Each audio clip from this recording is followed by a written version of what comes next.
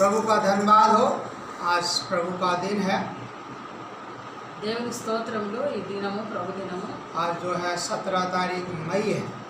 ఈ దినము మే 17 తారీఖు। प्रभु ने हम सबको उद्धार दिया, पापों की क्षमा दिया है, దేవుడు మనందరికీ పాప క్షమాపణ రక్షణ ఇచ్చినాడు, आराधना में सहायता किया है। ఆరాధనలో సహాయపడ్డాడు। अब प्रभु भोज में शामिल होने से पहले ఇప్పుడు ప్రభు బలిలో పాల్గొనక ముందు प्रभु का वचन पढ़ेंगे। దేవుని వాక్యం చదువుదాం। हमारा प्रभु यीशु मसीह की महायाज की सेवा के बारे में ध्यान करते हैं। మన ప్రభువైన యేసుక్రీస్తు వారి యొక్క మహాయాజకుని యొక్క సేవ గురించి చూస్తున్నాం। उत्पत्ति की पुस्तक बुक ऑफ जेनेसिस ఆదికాండము 14 अध्याय 14వ అధ్యాయం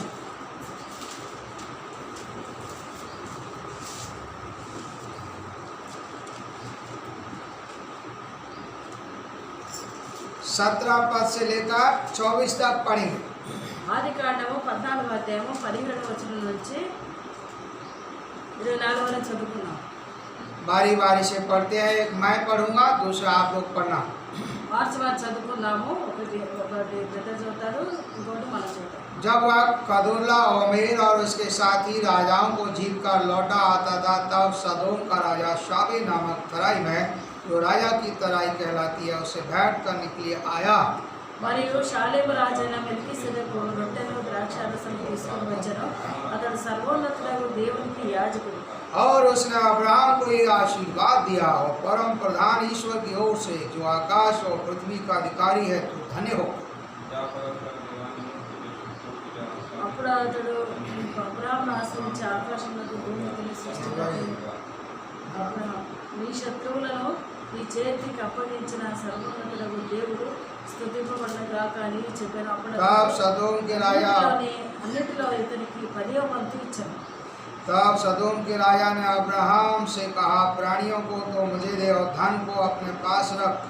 22 పోగైనను చెప్పుల వారైనను నీ వాటిలో ఏదైనా తీసుకొనని ఆకాశమునకు భూమికి సృష్టికర్త సర్వోన్నతుడును దేవుడునైన యెహోవా ఎదుట నా చెయ్యి ఎత్తి ప్రమాణం చేసి ఉన్నాను।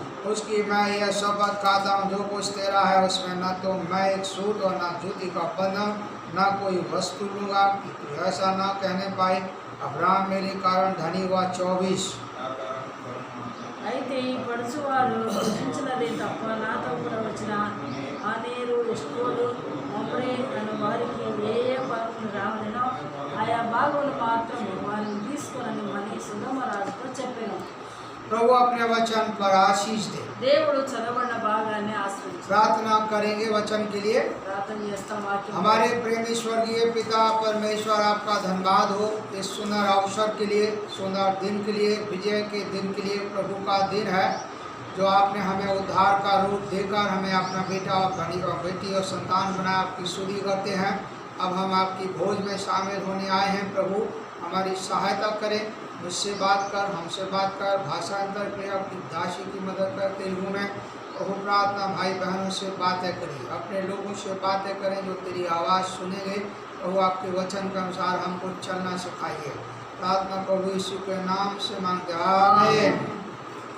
यहाँ पर हमारे प्रभु यीशु की महायाजकी सेवा के बारे में पढ़ते हैं। ఇక్కడ మన ప్రభువైన యేసుక్రీస్తు వారి యొక్క మహాయాజక సేవను గురించి చదువుతున్నాం। अब्राहम एक प्रभु का बड़ा सेवक है అబ్రహాము దేవుని యొక్క గొప్ప దాసుడు और बहुत बड़ा आज्ञाकारी सेवक है। అయితే వాటిని అనుసరించి నడిచేవాడు సేవకుడు। और ये व्यक्ति जो है कनान देश में रहता है। ఈ యొక్క అబ్రహాము కనాన్ దేశంలో ఉండేవాడు। और कनान देश जो है परमेश्वर का दिया हुआ देश है। కనాన దేశము దేవుడు ఇచ్చినటువంటి దేశం। उसी का भाई का लड़का लूत रहता है। అక్కడ తన యొక్క సహోదరుని కుమారుడు లోతు ఉంటాడు। और वो जो है सदोम और गमोरा में रहता है। అతడు సొదొమ గొమొర్రాలో ఉంటాడు। और सदोम और गमोरा में रहते हुए दूसरे लोगों ने राजा ने हमला किया। ఆ సొదొమ రాజు ఆ యొక్క దేశంలో ఉంటూ మరి వేరే రాజు ఆ యొక్క దేశాన్ని హమ్లా చేసినాడు। तो जब राजाओं ने हमला किया तो ये उसका भतीजा भी उसके लूट में लेके गए। ఆ యొక్క తమ్ముడి కుమారుడైనటువంటి లోతును కూడా తీసుకుని వెళ్ళారు। और उसकी संपत्ति को ले गए। ఆ అతని యొక్క ఆస్తి అంతా కూడా తీసుకెళ్ళారు. जब किसी ने जाके बताया कि तेरा भाई का लड़का बनवाई में चला गया, చెప్పినారు నీ సహోదరుని కుమారుడు బంధకం పట్టబడ్డాడు, తీసుకొని వెళ్ళబడ్డాడు. तो क्या हुआ, ये व्यक्ति को अब्राहम ने अपने सैनिकों को लेकर और राजाओं का पीछा किया। ఈ యొక్క మరి అబ్రహాము తన సైన్యాన్ని తీసుకొని రాజు వెంట పడ్డాడు. तो और अपने आदमी को, अपने भाई के लड़के को छुड़ा के लाया। ఆ యొక్క సహోదరుని కుమారుడు లోతును విడిపించుకొని వచ్చినాడు. अपने भाई का ही नहीं है बल्कि बाकी के 5 राजा और उनकी सारी प्रजा को छुड़ा के लाया। ఆ యొక్క 5 రాజులు తన ప్రజలందరినీ కూడా విడిపించుకొని వచ్చినాడు. उस समय विजय प्राप्त करने के बाद ఆ సమయంలో విజయం పొందిన वहाँ తర్వాత पर सालेम का राजा షాలేం రాజు, मेल्कीसेदेक उसका नाम है, మెల్కీసెదెకు అతని పేరు, वो ये महायाजक है। ఈయన మహాయాజకుడు, शांति का राजा శాంతి రాజు, और मेल्कीसेदेक कहलाता उसका नाम, महायाजक भी है। మహాయాజకుడు అని మెల్కీసెదెకు పిలువబడుతుంది. इसके नाम, इसके माता पिता का कोई नाम नहीं है, తల్లిదండ్రుల యొక్క పేరు లేదు, ना इसका कौन आदमी कहाँ से नहीं है, पर यहाँ पर दिखाया गया वो शांति का ఇది राजा। ఎవరు ఎక్కడి నుంచి వచ్చినా అదే రాయబడలేదు, కానీ శాంతి రాజు అని రాయబడింది. अब्राहम को मिलने के लिए आया।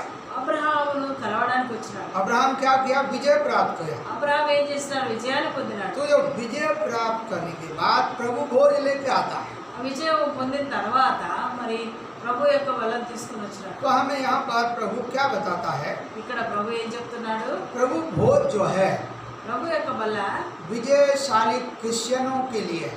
ఆ విజయశాలి అయినటువంటి క్రైస్తవుల కొరకు, जो लोग विजय प्राप्त करते हैं ఎవరైతే విజయాన్ని పొందుతారో पाप पर, పాపం మీద, शरीर पर, శరీరం మీద, संसार पर, లోకం మీద, शैतान पर, సైతాను మీద, मृत्यु पर మరణం పైన प्रभु यीशु मसीह के द्वारा ప్రభు యేసుక్రీస్తు ద్వారా जयवंत होते हैं। జయవంతులు అవుతారో, तो प्रभु भोज भी उन्हीं के लिए रखा जाता है। ప్రభు యొక్క బల్ల కూడా వాళ్ళ కొరకే हाँ, ये प्रभु भोज हमको खाने मरने से पहले अपने चेलों को दिया था। అదే రొట్టె ద్రాక్ష రసము మరి చనిపోక ముందు ప్రభు యేసుక్రీస్తు వారు కూడా శిష్యులకు नए పంచారు. नियम में, కొత్త నిబంధనలో, पुराने नियम में ये मेल्कीसेदेक है, नए नियम में प्रभु यीशु मसीह है। పాత నిబంధనలో మెల్కీసెదెకు, కొత్త నిబంధనలో ప్రభు యేసుక్రీస్తు వారు. और यही मेल्कीसेदेक हमारा प्रभु यीशु है। ఆ యొక్క మెల్కీసెదెకు ప్రభు యేసుక్రీస్తుగా చెప్తారు. प्रभु यीशु की 3 बड़ी बड़ी सेवाएं थी। ఆ ప్రభు యేసుక్రీస్తు వారికి 3 పెద్ద సేవలు ఉన్నాయి. एक तो वो महायाजक है, ఒకటి మహాయాజకుడు, दूसरा भविष्यद्वक्ता है, प्रॉफिट है, రెండవదిగా ప్రవక్త, तीसरा राजा है, మూడవదిగా రాజు, और चौथा वो मसीह है। నాలుగవదిగా యేసయ్య.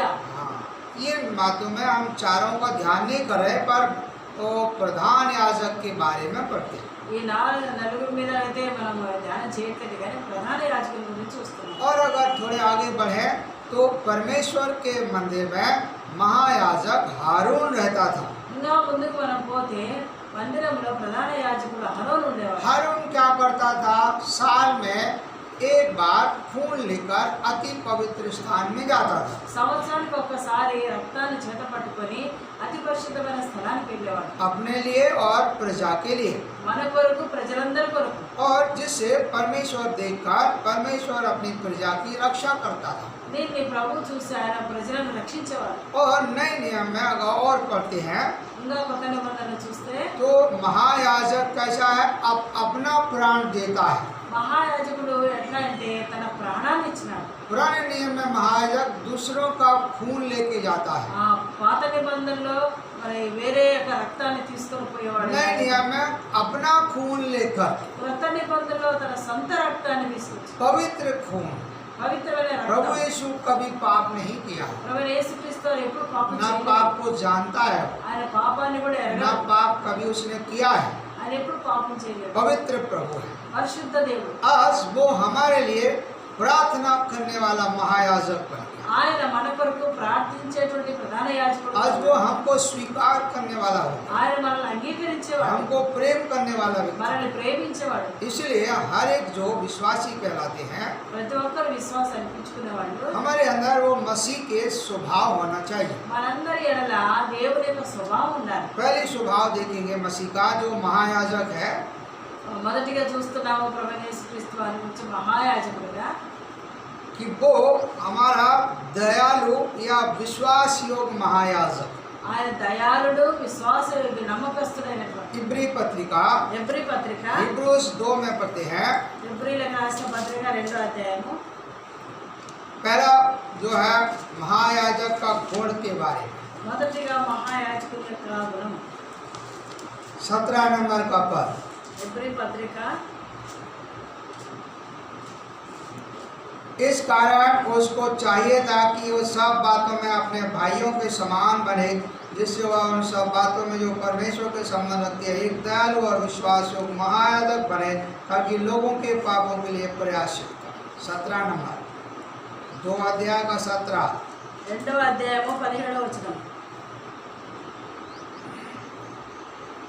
కావున ప్రజల పాపములకు పరిహారం కలుగజేయుటకై దేవుని సంబంధమైన కార్యములలో కనికరమును నమ్మకమును గల ప్రధాన యాజకుడు నిమిత్తము అన్ని విషయములలో ఆయన తన సహోదరుల వంటి వాడు కావలసి వచ్చను। कितना दयालु है कि विश्वासियों के लिए जब वो स्वर्ग में जा रहा था पवित्र आत्मा भेज दिया।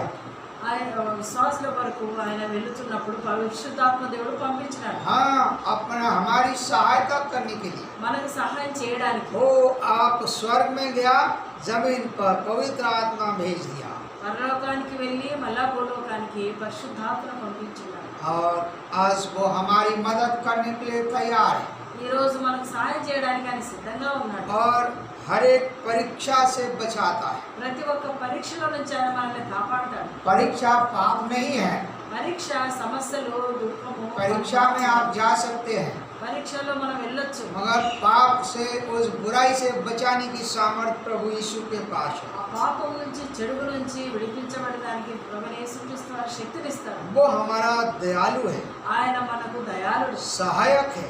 సహాయకుడు। दूसरा बात, రెండవదిగా वो विश्वास योग्य है। ఆయన నమ్మకమైన వాడు। हाँ, वो हमारे सेवा हमारे बहुत नजदीक रहता है। ఆయన మన సేవలో మనతో కూడా దగ్గరగా वो ఉంటాడు। हमको पवित्र आत्मा के द्वारा शुद्ध और पवित्र करता है।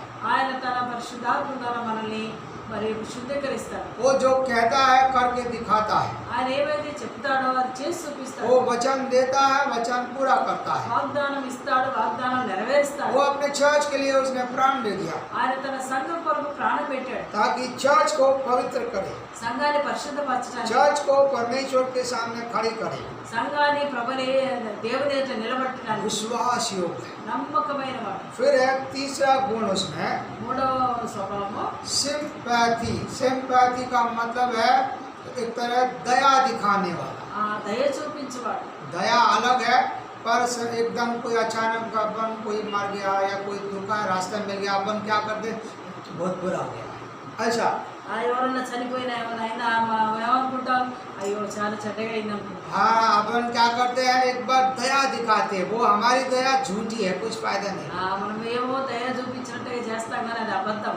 लेकिन प्रभु यीशु की दया ऐसी नहीं है। ప్రభువైన యేసుక్రీస్తు వారి యొక్క దయ అలాంటిది కాదు। वो हमारे पास दया करके दिखाता है। ఆయన మన విషయంలో దయ చూపిస్తాడు। हमारा पाप अपराध में मरे हुए थे, మన పాపముల అపరాధులు చచ్చిపోయి ఉండగా हम पर दया दिखाई, మన మీద దయ చూపించాడు, हमारे ऊपर करुणा किया है మన మీద ఆయన కనికరపడ్డాడు, और हमारे प्रति विश्वास योग्य बन गया। మన విషయంలో నమ్మకమైన వాడుగా ఉన్నాడు। और आपने देखा 2 उदाहरण, एक पतरस के ऊपर प्रभु ने दया दिखाई। మనం రెండు చూస్తున్నాము, మరి పేతురు మీద దయ చూపించాడు। पतरस प्रभु को इनकार 3 बार किया है మరి పేతురు 3 సార్లు ప్రభువైన యేసుక్రీస్తు వారిని నిరాకరించాడు मरने से पहले, చావక ముందు। लेकिन पीटर पर प्रभु ने दया दिखाई। అయితే అదే పేతురు మీద దేవుడు దయ చూపించాడు। यहूदा पर भी दया दिखाई हुई, యూదా మీద కూడా దయ చూపించొచ్చు, लेकिन यहूदा ने पश्चाताप नहीं किया, పేతురు పశ్చాత్తాపడ్డాడు కానీ యూదా है పశ్చాత్తాపడలేదు। ना। पतरस पश्चाताप किया है, పేతురు పశ్చాత్తాపడ్డాడు, यहूदा ने पश्चाताप नहीं किया है। యూదా పశ్చాత్తాపడలేదు। तो दया किसके ऊपर करता है, ఇప్పుడు దయ ఎవరి మీదకి వస్తుంది? जो पश्चाताप करता ఎవరైతే है। పశ్చాత్తాపడతారో चौथा వారి మీద। चौथा गुण है, నాలుగవ మనం చూస్తాము, वो आदरणीय है, आदर के योग्य सिद्ध पर महायाजक है। ఆయన గౌరవనీయుడైనటువంటి మరి ప్రధాన యాజకుడు। देखिए इब्री 5 का 4, ఎబ్రీ రాసిన పత్రిక 5వ అధ్యాయము 5 अध्याय 4 पर 5వ అధ్యాయం 4వ వచనం. यह आदर का पाठ कोई अपने आप से नहीं लेता जब तक हारून के समान परमेश्वर की ओर से ठहरा ना जाए। ये आदर परमेश्वर की ओर से ఈ मिला है। ఘనత ప్రభు ద్వారానే దొరికింది. हाँ, हमारा प्रभु अपने आप आदर नहीं पाया। మన ప్రభు తన తానే కాదు. आज के ज़माने में लोग अपने आप को आदर पाते, बदल मैंने ये किया, मैंने वो किया, हमको ये मिलना चाहिए, हमको वो मिलना चाहिए, इसलिए वो कोई आशीर्वाद नहीं आता। మన ప్రభు తను తాను ఘనపరచుకోలేదు. మనుషులంగా అందరూ మరి నాకు అది కావాలి, నాకు ఇది కావాలి, నేను ఇట్లా నేను అట్లా అని ఘనపరచుకుంటారు. सो हम क्या सीखते हैं इस महायाजक से? जब तक परमेश्वर हमें आशीष ना दे या आदर ना दे तब तक हम लोग चुपचाप रहना है। ఈ ప్రధాన యాజకం ద్వారా మనం ఏం నేర్చుకుంటున్నాము? మనము ఘనపరచుకోకుండా దేవుని ద్వారా మనకు ఘనత వచ్చేంత వరకు మనకు మౌనంగా ఉండాలి. और हमें उसकी सेवा ईमानदारी से करना। ఆయన సేవ మనము నమ్మకంగా చేయాలి. तब समय पर प्रभु ऊंचा दर्जे में ले आता। ఆయన సమయంలో మనల్ని ఉన్నతమైన స్థానానికి తెస్తాడు. 5वां गुण इस याजक में क्या है? 5వ గుణం యాజకులలో ఏం చూస్తున్నాము? ये मिल्कीसेदेक की तरह अनंत का सदा तक रहने वाला महायाजक। ఈ మెల్కీసెదెకు వలె ఈ నిత్యత్వం వరకు ఉండేటువంటి మహాయాజకుడు. इब्री 6:6 में హెబ్రీయుల రాసిన పత్రిక 6వ అధ్యాయము और 19 और 20 पर है। 19-20 వచనాలు. इब्री 6:19-20 ऐसा पढ़ेंगे। वो आशा हमारे प्राण के जैसा लंगा जो स्थिर और दृढ़ है, पर्दे के भीतर तक पहुँचता, जहाँ यीशु ने मल्कीसेदेक के रीत पर सदा काल का महायाजक बनकर हमारे लिए अगुआ के रूप में प्रवेश किया। अब क्या हुआ? यह महायाजक पृथ्वी पर नहीं है, स्वर्ग में घुस गया। ఈ యొక్క మహాయాజకుడు ఈ భూమి మీద లేడు కానీ పరలోకానికి వెళ్ళాడు. स्वर्ग में प्रवेश कर गया है। పరలోకంలో ప్రవేశించినాడు. कितना आनंद है! अब आप और हम स्वर्ग में जा सकते हैं। మనం పరలోకానికి స్వర్గానికి వెళ్ళొచ్చు. वो महायाजक, हम लोग याजक हो गया। అప్పుడు ఆయన ప్రధాన యాజకుడు, ఇప్పుడు మనం యాజకులం. अब हमको शांति, మనకి శాంతి, अपना धर्म मतलब धार्मिकता, మన యొక్క నీతి हमारे को शांति आनंद से भर दिया है। మనల్ని శాంతి ఆనందంతో लिखा है, నింపినాడు. धर्मी आदमी विश्वास से जीवित रहता है। నీతి మంతుడు విశ్వాసపూర్వకంగా జీవించును. 6वीं बात पढ़ते हैं। 6వది చూద్దాము. ये जो महायाजक है नहीं बदलने वाला है। ఈ యొక్క ప్రధాన యాజకుడు ఎప్పటికీ మార్పు లేనివాడు. हाँ, ये हमेशा एक सा रहने वाला है महायाजक। ఎప్పటికీ ఒకే రీతిగా ఉండేటువంటి యాజకుడు. देखो 24 बात पढ़ेंगे 7 अध्याय 7:24 में। 24 వచనం చూస్తున్నాము. पर यह यवान युग रहता है, इस कारण उसका याजक पद अटल है। हिब्रूज 7:24 पढ़े। హెబ్రీయులకు రాసిన పత్రిక 7వ అధ్యాయం 24 వచనం. ఈయన నిరంతరం ఉన్నవాడు కనుక మార్పు లేని యాజకత్వం కలిగినవాడాయను. ओ, ये हमेशा रहने वाला और नहीं बदलने वाला है। నిరంతరం ఉండేవాడు, ఎప్పటికీ మార్పు చెందనివాడు. तो ऐसा महायाजक आप और हमारे लिए प्रार्थना करता है అటువంటి మహాయాజకుడు మనందరి కొరకు, మీ కొరకు, మా కొరకు ताकि हम और आप इस बुरे संसार में, మనం ఈ చెడు లోకంలో, पाप की दुनिया में ఈ పాప లోకంలో पवित्र बने, పరిశుద్ధంగా ఉండాలి. परमेश्वर के योग्य बनना है। దేవునికి యోగ్యులంగా और ఉండాలి. हम भी మనమందరము प्रभु के पास जाना चाहिए। ప్రభు దగ్గరికి వెళ్ళేవారం ఉండాలి. 7वां गुण पढ़ते हैं। 7వ గుణం చూద్దాము. ये जो है हाई प्रीस्ट मैजेस्टिक है, ये 8 अध्याय के 1 पद से लेकर 6 पद तक महिमा से भरा हुआ है। पहला 8వ पद అధ్యాయము 1 నుంచి पहला पद पढ़िए। మొదటి వచనం చూద్దాము. अब जो बातें हम कह रहे हैं उनमें से सबसे बड़ी बात यह है कि हमारा यासा महाराज स्वर्ग में महामहिमन के सिंहासन के दाहिने जा बैठा है। మనుషులు కాక ప్రభువే స్థాపించిన నిజమైన పురాణములకు పరిచారకుడై ఉండి పరలోకమందు మహామహుని సింహాసనమునకు కుడిపార్శ్వ ఆసీనుడాయను. ये महायाजक समाज से त्यागा हुआ है। ఈ మహాయాజకుడు, ప్రధాన యాజకుడు మరి समाज ने, इस्राएलियों ने उसको इनकार कर दिया, ఇశ్రాయేలు దేవుడు ప్రజలు మరి ఆయన్ని తృణీకరించినారు. पर समाज के बाहर, यरूशलेम के बाहर उसने दुख उठाया।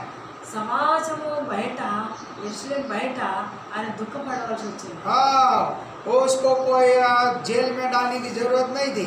ఆయనను జైల్లో వేయడానికి అవసరం లేదు. वो निर्दोष था నిర్దోష అయిన దేవుడు. और पवित्र महायाजक ఆ है। పరిశుద్ధమైన మహాయాజకుడు. उसका सिंहासन हमेशा तक है। ఆయన సింహాసనం నిరంతరం वो महिमा से भरा हुआ है। మహిమ చేత నింపబడ్డవాడు. उसका सिंहासन महिमा से है। ఆయన సింహాసనం ये మహిమతో. महायाजक पर हम और आप ध्यान करना चाहिए। ఈ మహాయాజకుల వైపు మనం అందరము ధ్యానం చేయాలి. पहले हमारा महायाजक करुणामय है। ఫస్ట్ గా మన యొక్క యాజకుడు दूसरा वो विश्वास योग्य है। కరుణామయుడు. तीसरा రెండవది నమ్మకమైన वो వాడు. दयालु है। మూడవది దయాళుడు. चौथा आदर के योग्य है वो। నాలుగవది ఆయన గణపరచబడ్డవాడు. पांचवी वो अनंत काल तक रहने वाला महायाजक। ఐదవది నిరంతరం ఉండేవాడు. छठवां नहीं बदल अटल रहने वाला है। ఆరవది ఆయన ఎప్పటికీ सातवां महिमा से भरा हुआ महायाजक है। ఏడు మహిమతో నింపబడినటువంటి ప్రధాన इस యాజకుడు. महायाजक को ఈ ప్రధాన యాజకుడికి हमें याद करना है మనం జ్ఞాపకం చేస్తాం. कि हमारा प्रभु कितना महान याजक, बड़ा महायाजक है। మన ప్రభు ఎంత మరి గొప్ప యాజకుడు. दुनिया में आपके हमारे लिए उसने सेवा किया।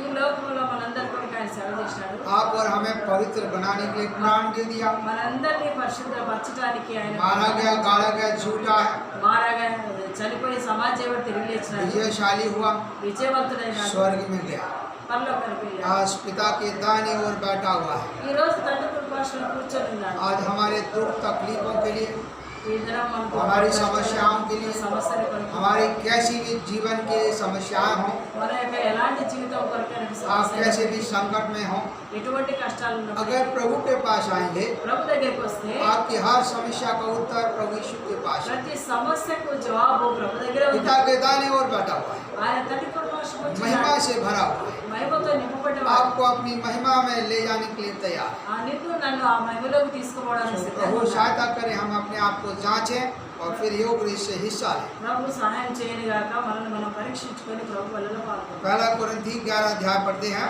మొదటి కొరింథీ 11వ అధ్యాయము एक और पद पढ़ते हैं, फर्स्ट कोरिन्थियन चैप्टर 11 वर्स 28।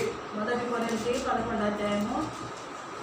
इसलिए मनुष्य अपने आप को जांच ले और इसी से रोटी में से खाए और इस कटोरे में से पिए।